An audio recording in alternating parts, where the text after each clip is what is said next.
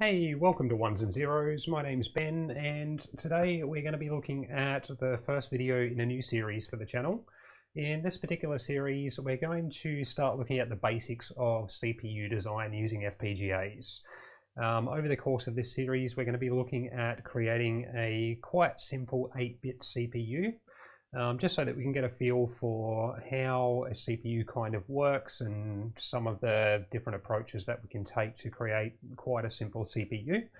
In this particular video, we're going to take a bit of a look at some of what we'll be using hardware-wise to be able to create that, some of what we're going to be looking at as far as the actual design, and also starting to get a project set up and going over the particular instruction set that we're going to be creating for this CPU, things like that. So just the basic stuff, not going to get into too much code and things like that in this video. It's more just to sort of get a bit of an idea of where the rest of this series is going to be heading. So I'd like to do a couple of different series. The first one being this one, where we look at a simple 8-bit CPU with a very simple architecture, just so that we can get a bit of a feel for how that works. If you've seen Ben Eater's videos where he went through and created a 8-bit breadboard CPU out of logic chips, this will be kind of a similar sort of complexity to that, except we'll be doing it all inside an FPGA. Beyond this, I'd like to do another series where we look at a 16-bit CPU, where it's a little bit more complicated, has some more features. We'll look at a few different approaches, and then following that, potentially looking at a 32-bit CPU, where we can start to look at more advanced features and a more advanced CPU architecture and things like that. But we're going to start with this series just to keep things fairly simple. And in this one, we're going to be using the same FPGA that we've been using for our FPGA Basic series, which is our Thoracic D0CV board, which does have quite a powerful FPGA on it, plenty of logic elements for us to use, and of course, as you might have seen in previous videos, we've got the 7-segment displays, the LEDs and the switches and things like that, which are all really useful for helping to debug the CPU and find any potential issues, as well as to be able to see what's going on inside the CPU as it's running. We're going to set it up so that we can run it on an automatic clock, or so that we can manually clock it so that we can see what's actually occurring inside the CPU at each step. Because we've only got 6 7-segment displays here, each pair of 7-segment displays effectively allows us to display an 8-bit value in hexadecimal. So we've got the ability to be able to display 3 different values there, but we're going to have more than 3 registers plus what's going on in our data and address buses and things like that inside the CPU. So on top of that, what we'll be adding as part of this series will be getting the FPGA connected up to some different 7-segment displays as well, creating the drivers to get the FPGA to be able to communicate with these, so that we can actually see a lot more of the internals of the CPU moving forward. So that's kind of what we're going to be using in terms of hardware.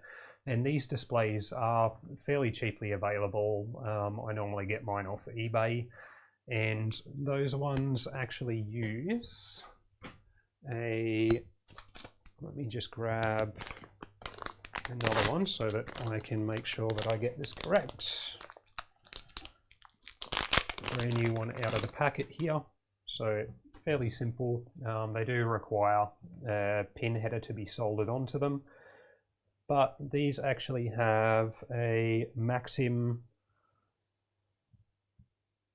Max 7219 chip, driver chip, so that we can basically communicate with the chip over a simple serial protocol, and that allows us to be able to display whatever we like on the displays, as well as controlling the decimal points and things like that as well. So we'll have a look at how we can go about making those work. And these ones, which also have the push buttons and things like that, they're a TM1638 chip, which gives us 8 LEDs, as well as the 8 7-segment displays, and then 8 push buttons that we can use as well. So just got these hot glued to some cardboard at the moment, just to make it a little bit easier to be able to wire them up and keep them all neat and tidy and things like that as well. So that's what we're going to be using for the hardware side of things. Now we're going to be using Quartus Prime Lite Edition for the software for these ones, which you would have seen in the FPGA Basics series. So we're going to go through during this video and get a bit of a project laid out so that we've got some bits and pieces ready to go there, all stuff that we've done previously in the FPGA Basics videos. So not going to go over that stuff in too much depth, but we'll get a bit of stuff set up there so that we're ready to go. During the next episode, we'll look at getting the external 7-segment displays set up so that we can get stuff displaying on those, and then we're actually going to start developing some of the CPU internals. What we're going to do now, though, is have a bit of a look at what we're going to be doing as far as the actual CPU architecture. So we can jump over to this one, and essentially what we're going to have in its simplest form is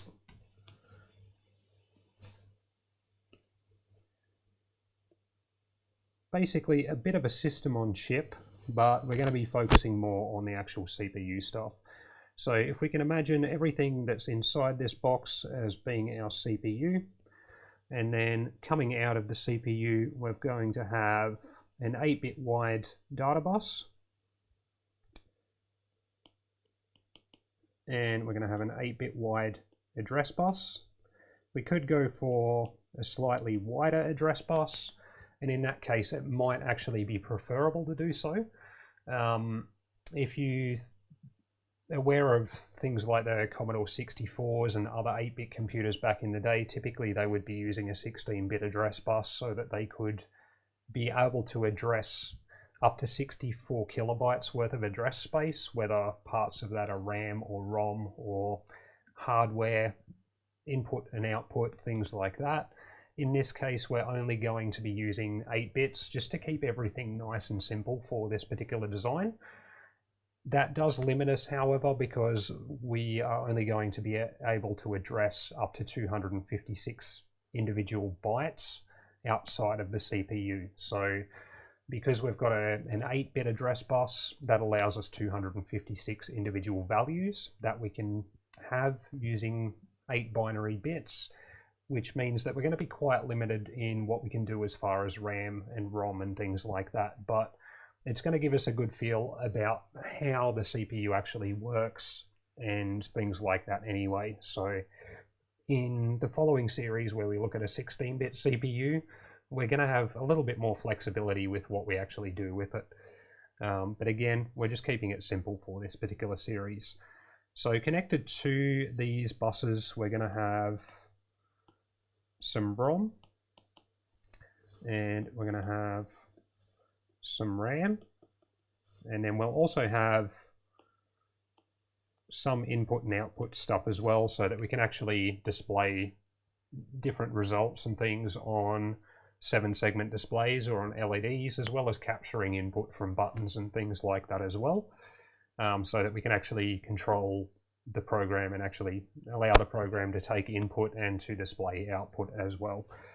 Now, because we're only going to have 256 bytes worth of address space that we can use given our 8-bit address bus, so this will be 8 bits, and so will our data bus. We're going to be limited in the size of the ROM and the RAM that we can actually have. So the ROM will be storing our actual program, and in that case we're going to limit ourselves to 64 bytes and 64 bytes of RAM. Excuse my messy writing. And that leaves us 128 bytes left over, some of which we're going to be using for our input and output. And we'll sort of see a bit more about how all of this works as we go. So the ROM will be connected to our data bus and to our address bus.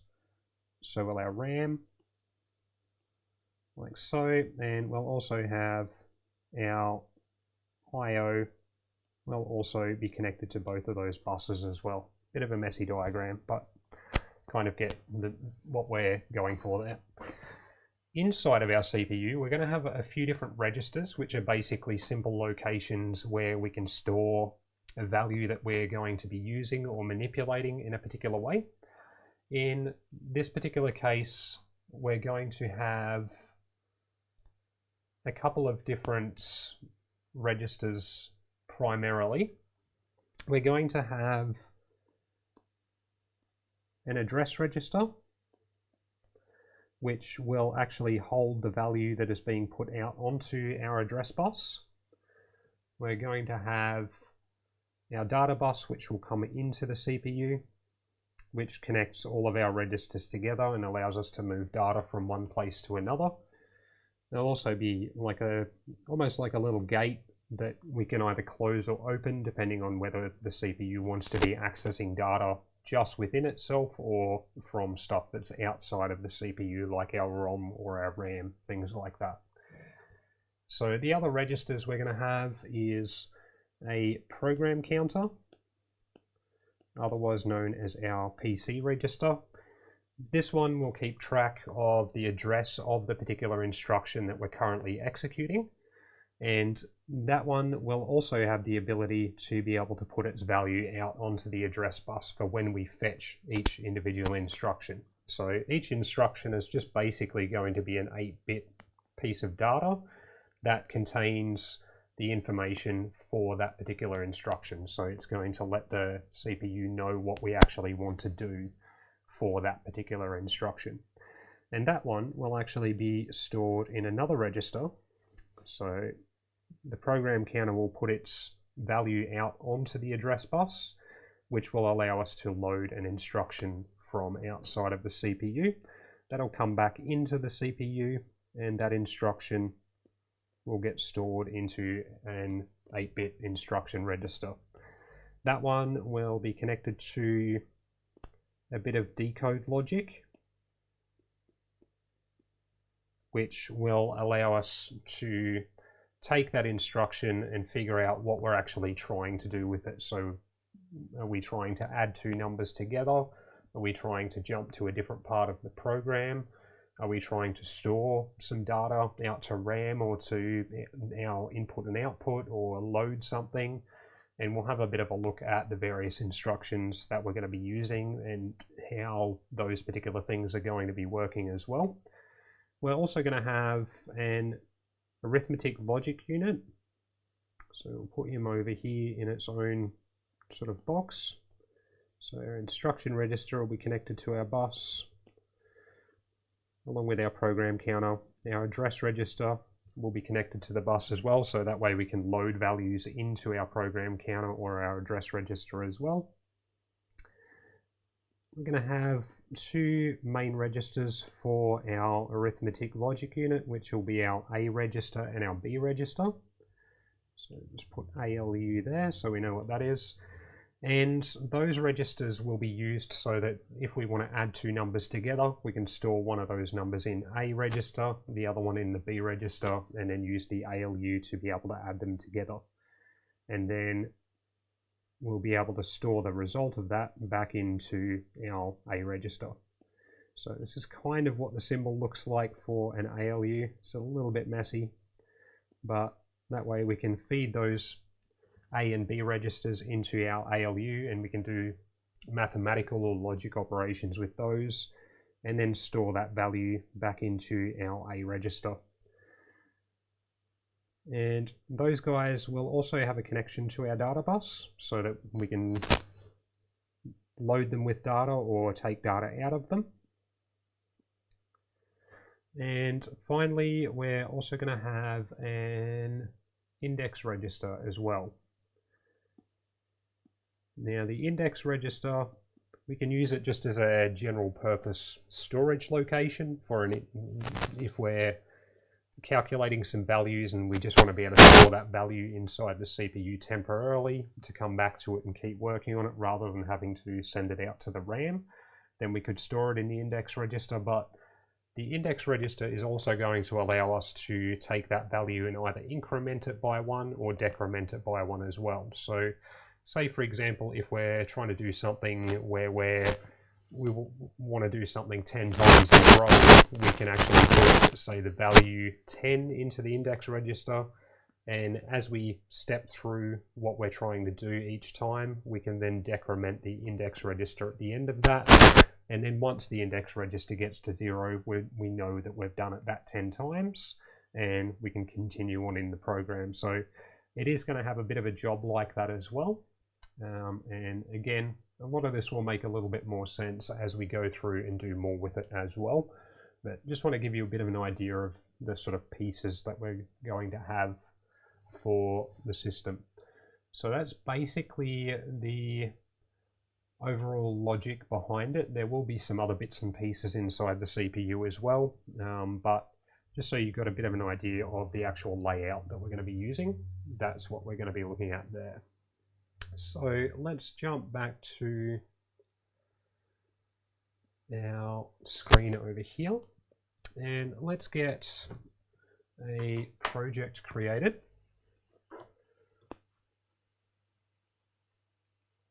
So I'm going to create a new project for this one. And you would have seen this in some of the FPGA basics videos if you've watched those as well. So it's going to all be fairly similar to that. And we're going to go with, where are we storing this one?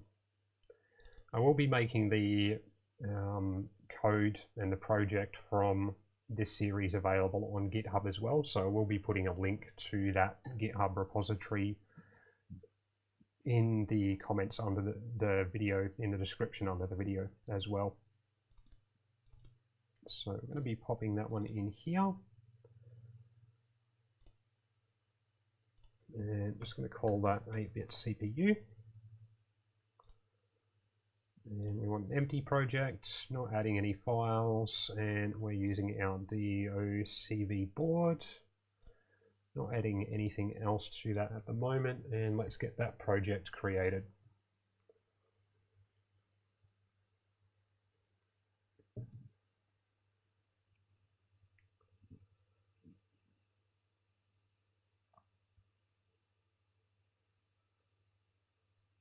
All right.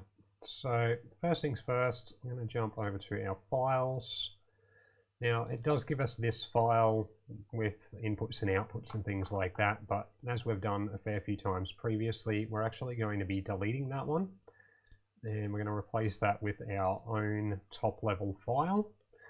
So let's grab a few bits that we're going to need for that. We'll rename this to 8-bit CPU, and I'm going to keep the Quartz Arc name for this one as well, even though it's a bit different to most of our other Quartz Arc code, but just helps keep things a little bit consistent. Got all of our inputs and outputs, again very similar to what we've done in the FPGA Basic series. And we want our end module down there. So all of our stuff for our entire system is going to go in here. We'll save that file as qa_main.v so that we're naming that the same as our top level module. Then we're going to right click on the file over here, set that as our top level entity, and then we can get rid of that previous top level file. So this is our entire project so far. Now, one of the things that we are going to need is a sort of reset and clock control module that will allow us to switch between either an automatic clock that's going to regularly tick or a manual clock so that we can actually manually clock the CPU along. And we're going to look at getting that one created, and then we're also going to look at getting some modules created so that we can actually use our 7-segment displays as well that are built into the board. So all stuff that we've done in previous videos. So let's get our reset and clock control in here. I'm going to add another Verilog file. We'll go with one that we have prepared earlier.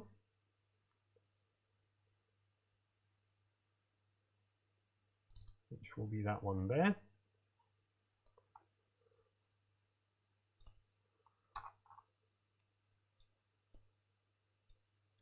Grab our header from our main file, pop it in here, and we're going to call this QA_RCC.v for reset and clock control.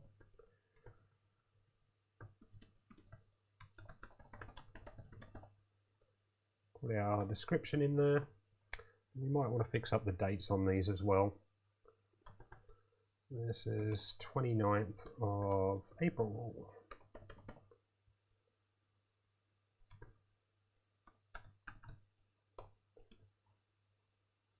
So that'll be QA_RCC.v. Fix up the date on this one as well so that we've got both of those correct. Like so. And as far as the actual module for this one, we're just going to copy and paste that from our test code. So going to have a few inputs into this module.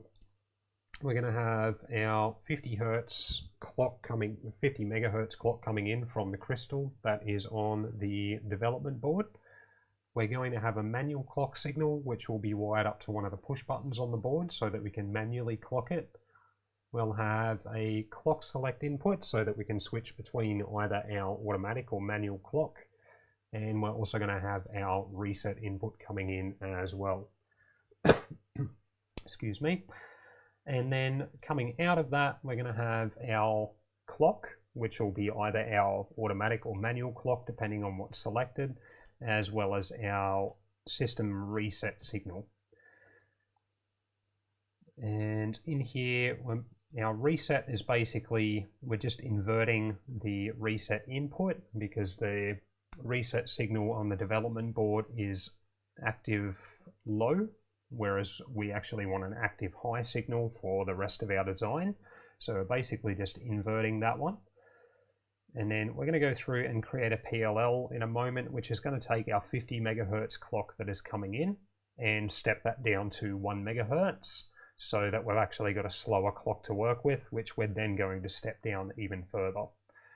So the rest of this counter here is basically just allowing us to take that 1 megahertz clock and then using a counter to be able to step that clock signal down to 1 tick per second approximately, so that when we go to run the CPU, we can actually see nice and slowly the actual steps that it's taking and what's changing with each clock tick effectively.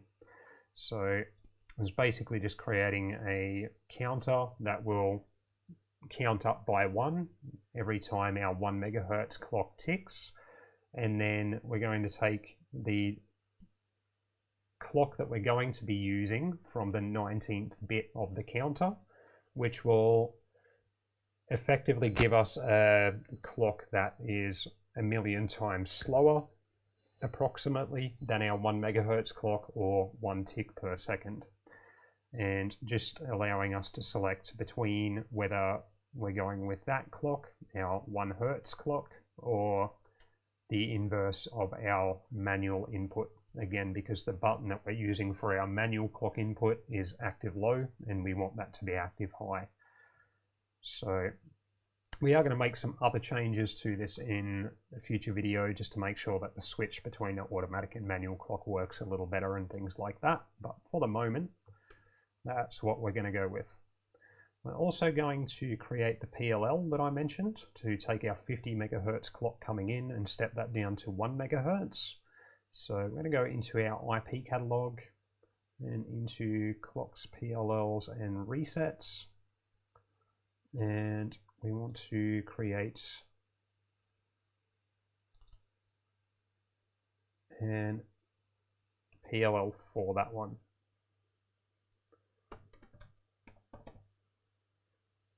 I'm just going to call that main PLL, and we'll make that a .v file. In fact, let's go QA underscore main PLL.v for that one, just so that we're sticking with the naming convention, the QA underscore at the start. Which will load up the wizard that allows us to configure that one.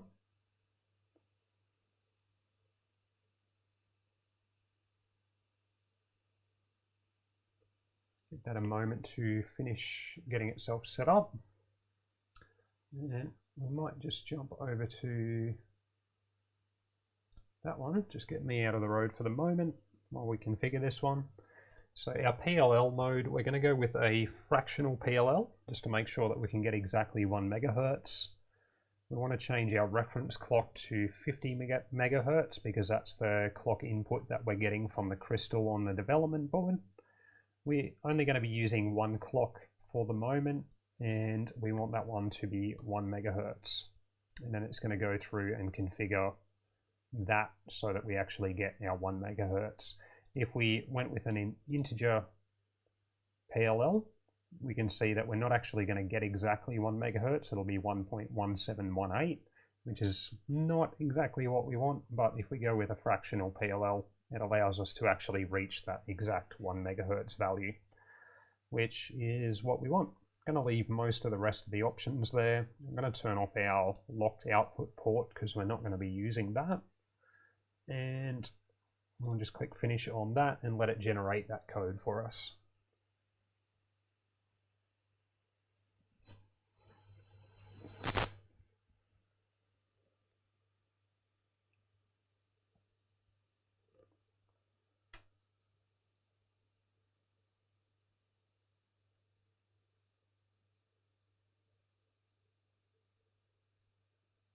So one of the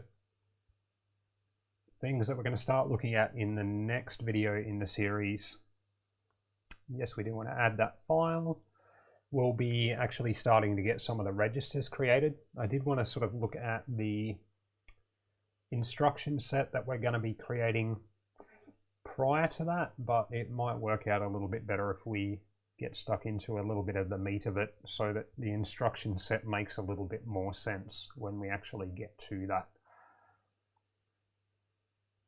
So that's what we want there. We're going to open up this file here and we can see the module that it has created. We've got our reference clock and reset input and our output clock output. So we're going to need to modify this one to suit. That one is called QA main PLL.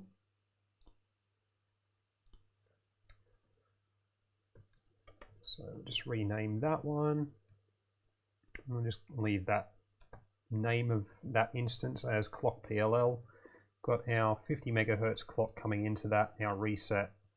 And we've removed our locked output, so we don't need that. And this clock, which is this output here, will be our 1 megahertz that then gets fed into our counter so that we can then step our 1 megahertz clock down to 1 hertz. So that's how we're going to do that one. And I'm not going to go through setting up the 7-segment displays in this video due to the fact that we have covered that, I think, a couple of times in some of the FPGA basics videos. But we will get the reset and clock control in here for the moment. So just paste that one in.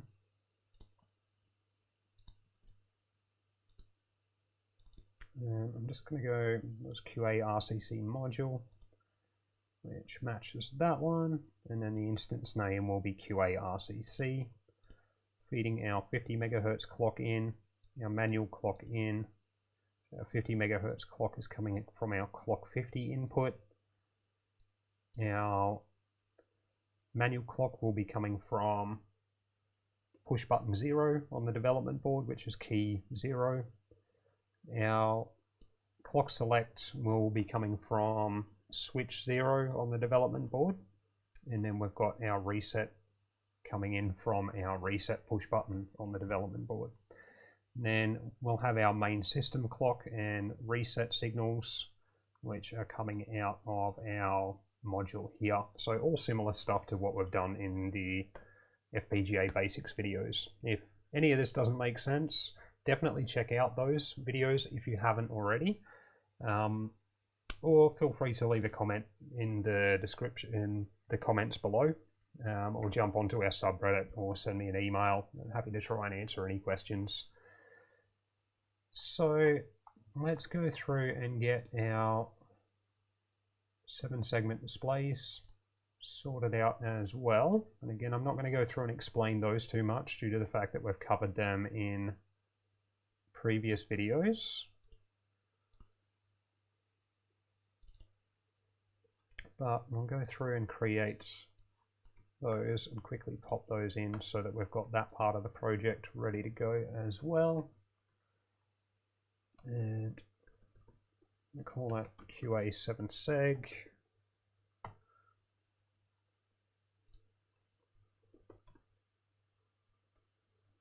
And this will be our onboard 7-segment display driver.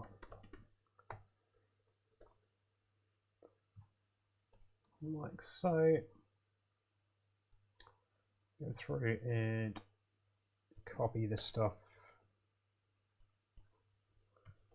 QA7seg.v. Pop that stuff in there. And again, similar to what we've done in previous videos, we do need the Rom file to be put into the project as well. So we're going to create that as well so that that Rom module works correctly.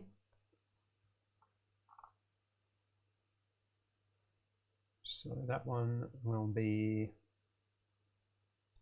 just a text file. And we're going to want the data for that one, which just contains the data so that we know which segments of each display need to be turned on depending on which hexadecimal value we actually want to be displaying on each of the 7-segment displays. We're just going to copy the name for that one so that when we save this, we can just paste that in there and get rid of that quotation and save that. And then we'll go through and add that to our top level module as well. So we've got our 7-segment displays in there. So we've got our clocks, our resets all sorted. We've got the stuff to be able to make use of the onboard 7-segment displays. We can also go through and make use of our LEDs and our switches and things like that fairly easily, so we don't need to do anything fairly special for those. And then the other modules that we're going to be putting in here over the course of the series will be for the CPU itself, which will also then contain modules for our various registers and our debug, our instruction decode and things like that. And we'll also have our ROM and our RAM and our input and output stuff in here as well. So that's our project kind of set up and ready to go. That's all we're going to do for this episode in the series. In the next episode, we're going to start looking at actually creating some of the individual registers that we're going to be using, and we'll see how the various registers actually function. We'll go through and get our arithmetic logic unit created, and then get all of that packaged into a CPU module. We'll test each one of the registers as we go through and create them, make sure that they're all functioning the way we need them to function. And beyond that, we will then start to get all of the other bits and pieces sorted as well as getting our external 7-segment displays and things like that all created to go along with that.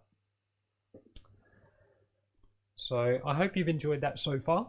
I know we haven't done that much over the course of this video. There's definitely a lot more that's going to come over the course of this series.